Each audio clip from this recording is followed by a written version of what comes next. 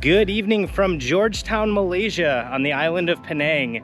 We have been here for about the past month, and this is our last night here before we move on to Singapore for a few days. So I just wanted to show, as always, the place we were staying here in Georgetown and show you how much we spent on our accommodations. So first of all, let's talk about the location. So we are in a pretty residential neighborhood, a bit west of the historic Old Town, historic part of Georgetown, where a lot of the touristy stuff is.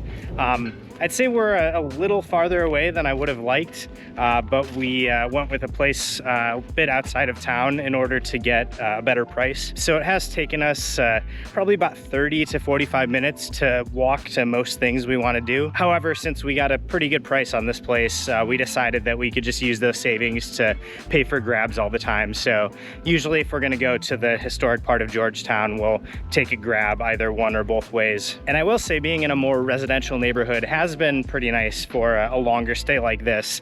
It gives us more of a feel for the local culture, and it was weirdly convenient because my cousin visited us this month, and she stayed with her friend who lives here for part of the year, and his place ended up being not too far from our place, so it really worked out quite well. So let's go look at the place we stayed at for the past month. All right, so coming into the building, we start with this common area down here that actually looks super nice.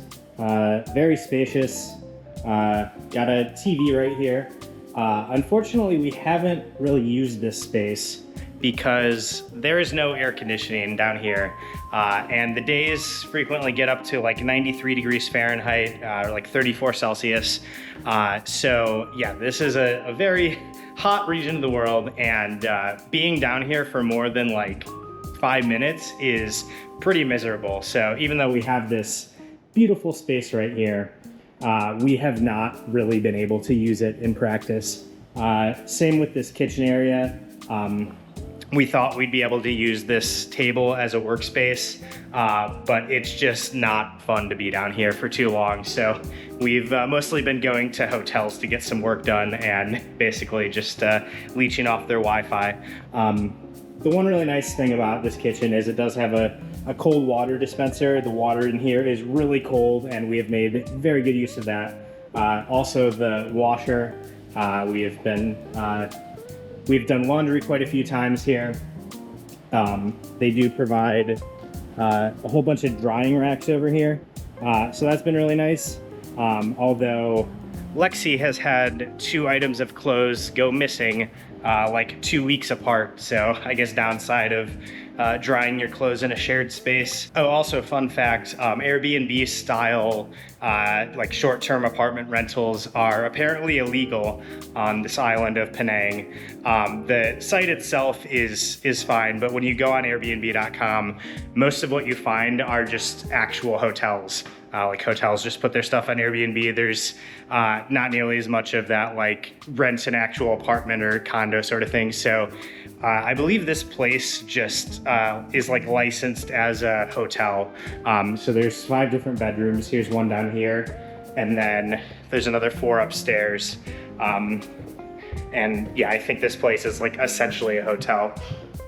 So if we go up here to our room, we are in 105.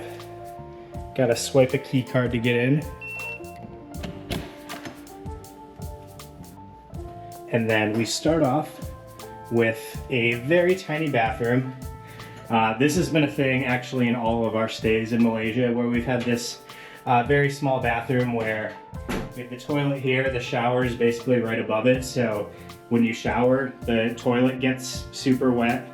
And actually there's not even a sink in the bathroom. The sink is in the bedroom on the other side.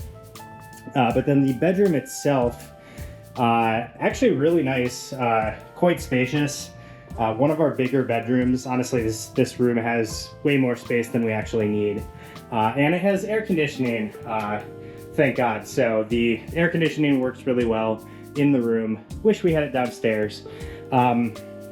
Yeah, there's a desk here. We've made a lot of use of that. Unfortunately, since the downstairs is pretty unusable, it would have been nice to have 2 desks since there were 2 of us. I think we just kind of got spoiled by having 2 desks in our apartment in Thailand. But yeah, we've made good use of the hotels in the area in order to get some work done. But yeah, not much else to show about this place. So let's talk about how much it cost. So we spent about $700 on this place for 29 nights. So it came out to about $25 a night. For this neighborhood, I'm guessing that's a lot more than the local price that an apartment would be. That's true for all Airbnb type things. But this has been the cheapest place we've stayed at so far, at least as far as our month-long stays go. This one has been the cheapest per night. So yeah, we saved a bunch of money by being in a less than ideal location. The only place we saw that we liked in a better location was, I think, like $200 more. So yeah, even though this place wasn't super ideal, for the price, I'm not really gonna complain. And like I said, we are off to Singapore tomorrow, so subscribe to the channel if you wanna see our adventures there. And not just Singapore, but Singapore Taylor's version. So hit that subscribe button, and I will see you in the next one.